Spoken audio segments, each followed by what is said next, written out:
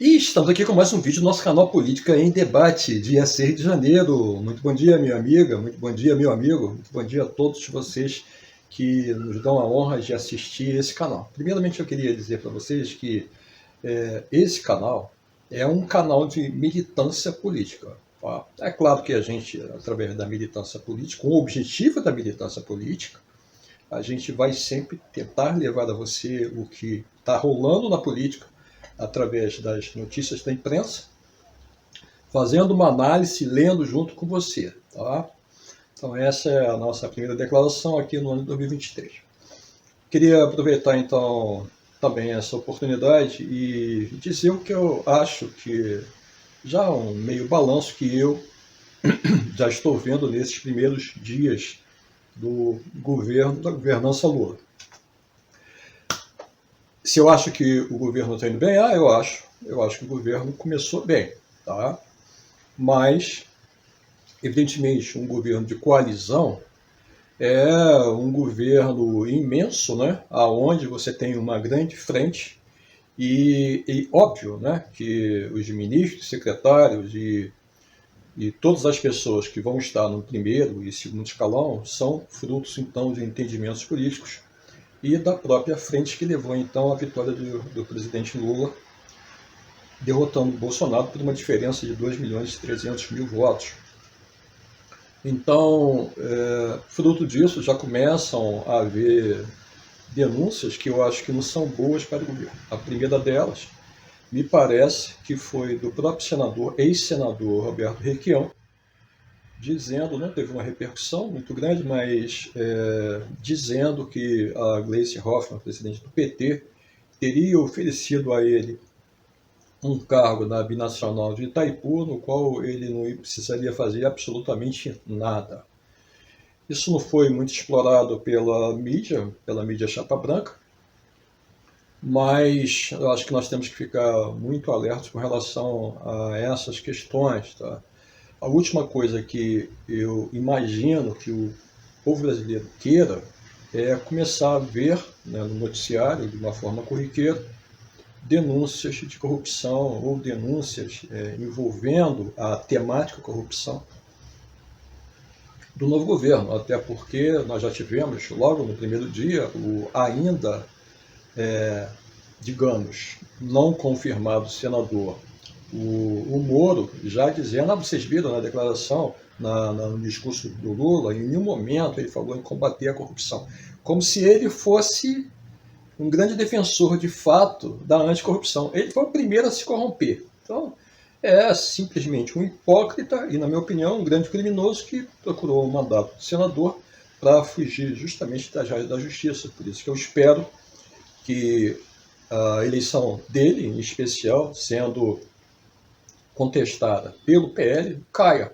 E ele, então, perca o mandato e aí, muito provavelmente, ele vai responder judicialmente por tudo que ele fez. E lá, enquanto, se ele for confirmado senador, isso se torna muito mais difícil, uma vez que ele teria o foro privilegiado, assim como também o Dallagnol. Então, tem essa primeira ressalva, essa observação que eu gostaria de fazer a respeito da Gleisi Hoffmann.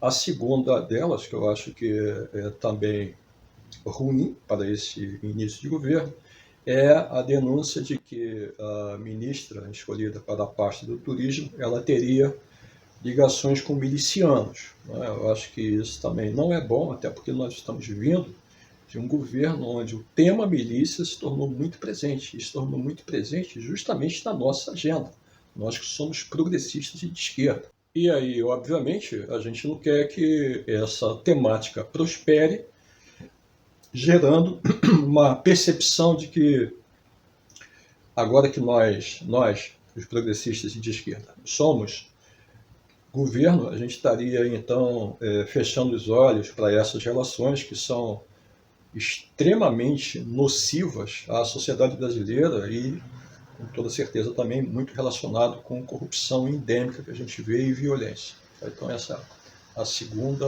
observação. A terceira observação, que eu acho que é mais, digamos, visível, é que nós que somos da militância, tá? mesmo entendendo que o governo tem toda uma agenda de governança, mesmo entendendo que os militares ainda são e vão se manter durante décadas politizados, porque não cortaram as asas deles há muito tempo atrás, tem que se levar essa situação aí dos golpistas em frente dos quartéis de uma forma, digamos, mais complacente. Nós sabemos que são mais de 60 dias de acampamento pedindo golpe militar, pedindo intervenção das Forças Armadas baseado no artigo 142, que não respalda em absolutamente nada a intervenção como poder moderador dos militares, que seria uma aberração completa, aí teria um golpe de Estado realmente. E durante esses 2 meses do governo Bolsonaro, todos vocês sabem que o Exército simplesmente passou pano para essas atividades e também chegou a auxiliar, inclusive, na logística. Quem é que preparou também tudo isso? Quem é que instrumentalizou tudo isso? Quem é que coordenou todos esses grupos ao longo do país todo, em frente dos quartéis? A denúncia de um servidor da PF que foi um general, né? O general responsável pelo Gabinete da Segurança Institucional, que agora está sendo totalmente reformulado no governo Lula. Ou seja, eu me refiro ao general Heleno, tá? Um inimigo declarado de Lula e um inimigo declarado também do PT.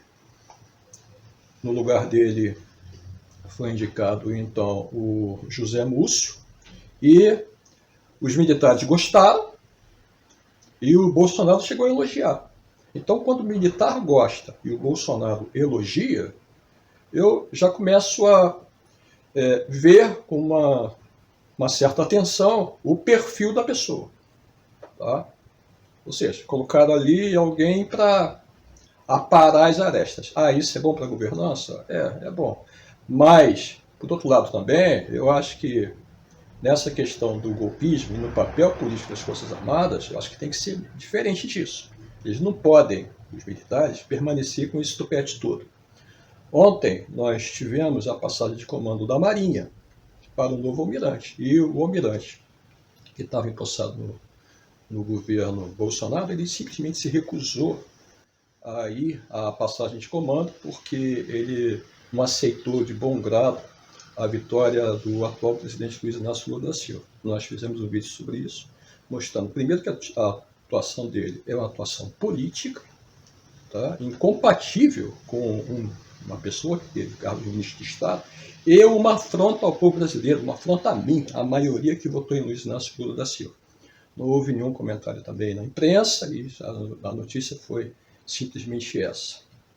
Mas voltando à questão do José Múcio, havia uma expectativa muito grande que logo assim que ele assumisse e passasse o dia 1º, esses acampamentos fossem todos desmontados no país e botassem essas pessoas para cuidar das suas vidas.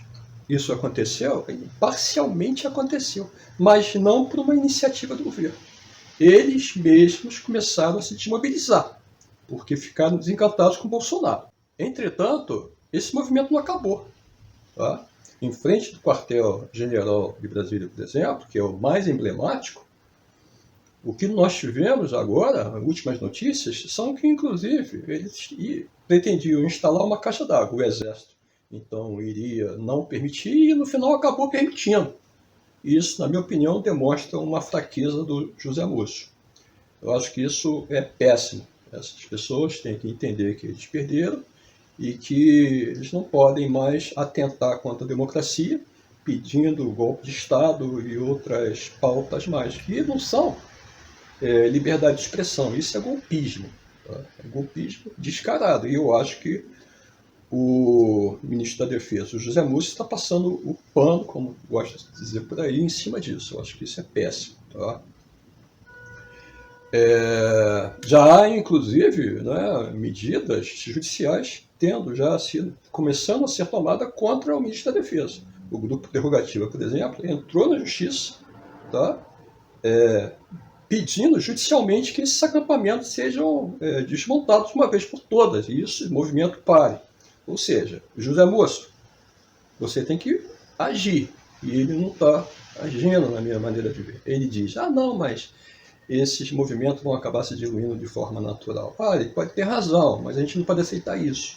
esse movimento e essas pessoas na frente dos quartéis são uma afronta ao governo e uma ameaça. E por que eu digo ameaça? Porque eles já, segundo denúncia, já planejando atentado terrorista contra o Congresso Nacional agora. E isso acontece, muito provavelmente, em frente desses ou nesses acampamentos. Então a gente não pode permitir isso. Por enquanto, está assim. Na questão econômica, eu gostei muito das primeiras medidas do Fernando Haddad, muito firme, né? Muito didático também, dizendo do caráter pragmático do governo e não dogmático. E eu espero que a aliança dele com os outros dois ministros, né, o ministro Alckmin da Indústria e Comércio e a ministra do Planejamento, a Tebet, se dê de uma maneira harmônica, mesmo ela sendo liberal e, evidentemente, o governo do presidente Lula, assim como eu, um governo desenvolvimentista, assim como também com toda certeza, o Fernando Haddad. Então, as primeiras impressões que eu tenho são essas e a gente tem que ficar vigilante em relação a essas coisas. Eu acho que mudança de rumo já tem que começar a se pensar em tomar. Já nós temos praticamente uma semana, completa amanhã uma semana de dias úteis e úteis de trabalho. E aí a gente não pode deixar que a coisa ganhe um vulto maior em cima de tudo isso que eu falei. É isso, meus amigos. Um grande abraço.